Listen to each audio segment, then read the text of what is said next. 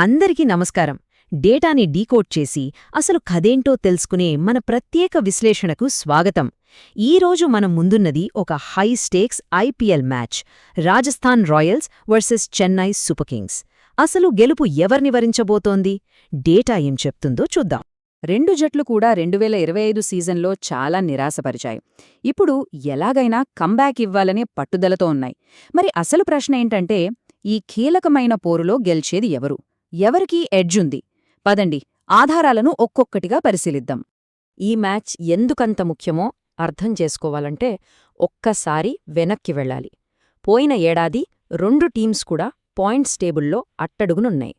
అందుకే ఈ 2026 సీజన్లో ఈ ఫస్ట్ మ్యాచ్ అనేది వాళ్లకొక పెద్ద అగ్నిపరీక్షలాంటిదన్నమాట. అయితే ఇది ఎప్పటిలాంటి సీజన్ కాదు. ఈ పజిల్ను సాల్వ్ చేయడానికి మనకున్న మొదటి క్లూ 2026లో వచ్చిన కొత్త రూల్స్లోనే ఉంది. అందులో మొదటిది ఇంపాక్ట్ ప్లేయర్ రూల్. ఇది ఒక గేమ్ చేంజర్ అనే చెప్పాలి. ఎందుకంటే కెప్టెన్లకు మ్యాచ్ మధ్యలో వాళ్ల లైనప్ను మార్చుకునే ఫ్లెక్సిబిలిటీనిస్తుంది. అవసరాన్ని బట్టి వాళ్లు ఒక ఎక్స్ట్రా బ్యాటర్ లేదా బౌలర్ను దించొచ్చు. ఇక బహుశా ఈ మ్యాచ్కి ఇంకా ముఖ్యమైనది ఇంకో రోల్, అదే బాల్ చేంజ్ రోల్. ఇది ప్రత్యేకంగా డ్యూ అంటే మంచు ప్రభావాన్ని తగ్గించడానికే తీసుకొచ్చారు. అంటే ఇక్కడ మనం గుర్తుపెట్టుకోవాల్సిన పాయింట్ ఏంటంటే, ఈ రూల్స్, మరీ ముఖ్యంగా బాల్ చేంజ్ రూల్, స్ట్రాటజీని పూర్తిగా మార్చేస్తాయన్నమాట. సెకండ్ ఇన్నింగ్స్లో బాగా డ్యూ ఉన్నప్పుడు కూడా బౌలర్లు బంతిమీద మంచి గ్రిప్ సాధించడం చాలా ఈజీ అవుతుంది. సరే, ఇప్పుడు మన విశ్లేషణలో రెండో భాగానికి వెళ్దాం. గ్రౌండ్ కండిషన్స్ ఎలా ఉన్నాయి? అవి మనం ఇందాక మాట్లాడుకున్న రూల్స్తో ఎలా కనెక్ట్ అవుతాయో చూద్దాం. గౌహతీలో గత రికార్డ్స్ చూస్తే ఫస్ట్ బ్యాటింగ్ చేసిన టీంకే కొంచెం ఎడ్జ్ కనిపిస్తోంది. ఇది పెద్ద స్కోర్లొచ్చే గ్రౌండ్. హయ్యెస్ట్ స్కోర్ 199 పరుగులు.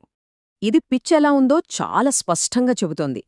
ఓవర్కి యావరేజ్గా 8.5 పరుగుల పైనే వస్తున్నాయంటే ఇది బ్యాటర్ల స్వర్గధామమని అర్థం చేసుకోవాలి. బౌన్స్ బాగుంటుంది, బౌండరీలు కూడా చిన్నవి. వెదర్ రిపోర్ట్ క్లియర్గా ఉంది, వర్షం సూచన లేదు. కానీ కీ ఫ్యాక్టర్ ఏంటంటే సాయంత్రానికి డ్యూ పడే అవకాశముంది. చూసారా, ఇది మళ్లీ మనం మాట్లాడుకున్న ఆ కొత్త బాల్ చేంజ్ రూల్తోనే ముడిపడి ఉంది. ఓకే, రూల్స్ చూశాం, కండిషన్స్ అర్థం చేసుకున్నాం. ఇప్పుడు అసలు కథలోకి వద్దాం. మన రెండు జట్ల బలాబలాలేంటో చూద్దాం. బ్యాటింగ్ పవర్ని చూస్తే సాక్ష్యం రాజస్థాన్ వైపే మొగ్గు చూపుతోంది. వాళ్లకున్న ఎక్స్ప్లోజివ్ టాప్ ఆర్డర్, అలాగే పవర్ఫుల్ ఫినిషర్లు ఇలాంటి హై స్కోరింగ్ గ్రౌండ్కి పర్ఫెక్ట్గా సెట్ అవుతారు. ఇక బౌలింగ్ వైపు చూస్తే ఇక్కడ కూడా ఆర్ఆర్ అటాక్ చాలా బ్యాలెన్స్డ్గా కనిపిస్తుంది. ఒకవైపు ఆర్చర్ పేస్, మరోవైపు ఇద్దరు క్వాలిటీ స్పిన్నర్లు. పిచ్ కొంచెం స్లో అయితే వీళ్ళు చాలా ఎఫెక్టివ్గా ఉంటారు. రూల్స్, పిచ్, టీమ్స్ అన్నింటినీ చూశాం. ఇప్పుడు వీటన్నింటినీ కలిపి చూస్తే ఈ మ్యాచ్ ఫలితాన్ని డిసైడ్ చేసే ఆ కీలకమైన ఫ్యాక్టర్స్ ఏంటో తేలిపోతుంది. మన విశ్లేషణ 3 నిర్ణయాత్మకమైన విషయాలను మన ముందు పెడుతోంది. 1, రాజస్థాన్ వాళ్ల ఎక్స్ప్లోజివ్ బ్యాటింగ్. 2, ఈ కండిషన్స్కి సరిగ్గా సరిపోయే వాళ్ల బౌలింగ్ బ్యాలెన్స్. ఇక 3, చేజింగ్ చేసే టీంకి అనుకూలంగా మారిన కొత్త రూల్స్ వల్ల వాళ్లకి దొరికే టాక్టికల్ ఎడ్జ్. సో, అన్ని ఆధారాలను పరిశీలించాక ఫైనల్ వర్డిక్ట్ ఏంటంటే, డేటా మోడల్ ప్రకారం చూస్తే గెలుపు అవకాశాలు 54%కి 46%గా ఉన్నాయి. అంటే ఒక టీంకి కొద్దిపాటి కానీ స్పష్టమైన ఎడ్జ్ ఉంది. బ్యాటింగ్ పవర్, ఈ పిచ్కి సరిపోయే బౌలింగ్, కొత్త రూల్స్ వల్ల కలిగే అడ్వాంటేజ్, వీటన్నింటినీ బేస్ చేసుకుని చూస్తే గెలుస్తుందని అంచనా వేస్తున్న టీం రాజస్థాన్ రాయల్స్.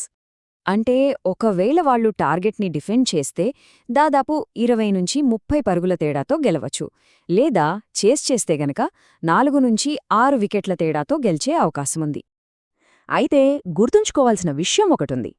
టీ20 ఫార్మాట్లో అతిపెద్ద రిస్క్ ఏంటంటే ఆట ఎప్పుడు ఎలా మారుతుందో చెప్పలేం. ఒక అద్భుతమైన స్పెల్ లేదా ఒక్క మెరుపులాంటి ఇన్నింగ్స్ మన డేటా మొత్తాన్ని, మన అంచనాల అన్నింటినీ తలకిందులు చేసేయచ్చు, అవునా?